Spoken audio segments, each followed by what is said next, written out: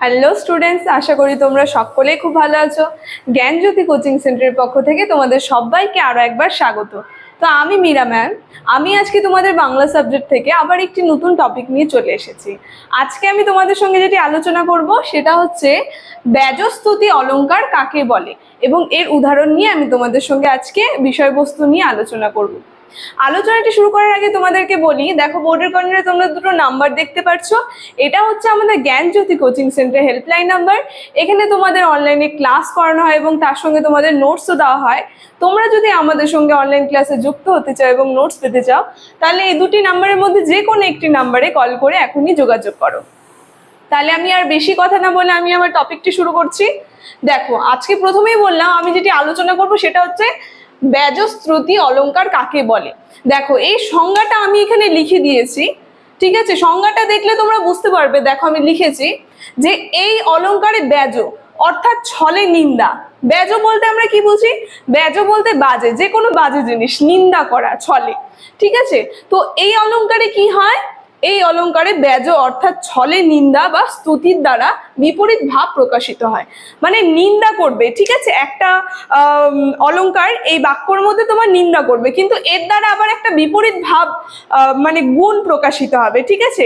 এটাকেই বলা হয় এই ব্যাজস্তুতি অলংকার। দেখো, আরেকটু লিখেছি আমি। সুতরাং এক লাইনে যদি তোমরা বলতে যাও, তাহলে এখান থেকেও বলতে পারবে যে যেখানে স্তুতির ছলে নিন্দা আর নিন্দার স্থলে স্তুতি করা হয়, এটাকেই বলা হয় ব্যাজস্তুতি।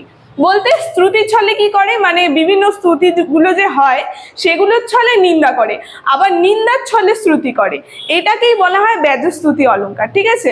দেখো, আমি উদাহরণটা দিয়ে দিয়েছি। উদাহরণটা যদি তোমরা দেখো আরো ভালো করে বুঝতে পারবে। দেখো, এখানে বলেছে অতি বড় বৃদ্ধপতি সিদ্ধিতে নিপুণ, কোন গুণ নাই তার কপালে আগুন, ঠিক আছে? কুকথায় পঞ্চমুখ, কণ্ঠ ভরা বিষ, কেবল আমার সাথে দ্বন্দ্ব অহর্নিশ।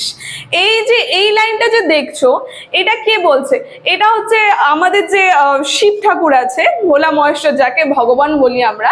তো তার স্ত্রী যে আছে পার্বতী, পার্বতী একজনের কাছে গিয়ে এই সম্পর্কে বলছে যে লোকেরা কি করে আমরা জানি তিনি হচ্ছে ত্রিপতি, ঠিক আছে? তিনি সব গুণে পরিপূর্ণ, কিন্তু লোকেরা কি করে সেই তার স্বামীর নামে বলে যে তার স্বামীর কোনো গুণ নেই। দেখো, এখানে বলেছে অতি বড় বৃদ্ধপতি, বলতে বৃদ্ধ, তিনি খুব বয়স, তার খুব বয়স, সিদ্ধিতে নিপুণ, তার কোনো সিদ্ধি নেই এবং তার কোনো গুণ নেই, তার কপালে আগুন, মানে লোকে বলে যে তার, বলতে সতী দেবী যে আছে পার্বতী, তার কপালে নাকি আগুন, কারণ তিনি তার এরকম একজন স্বামী পেয়েছে, মানে লোকে নিন্দা করে। দেখো, কুকথায় পঞ্চমুখ, সবাই কি করে পঞ্চমুখ হয়ে সেই তার স্বামীর ব্যাপারে নিন্দা করে।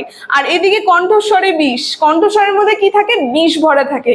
কেবল আমার সাথে দ্বন্দ্ব অহর্নিশ, মানে সবাই কি করে, যে লোকজন আছে সবাই খালি আমার সাথে দ্বন্দ্ব করে, আমার সাথে, মানে আমার যে স্বামীর নিন্দা সেটা আমার সাথে আলোচনা করে।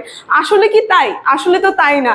তিনি সব গুণে পরিপূর্ণ, ত্রিলোকের পতি, যাকে ভগবান বলা হয়।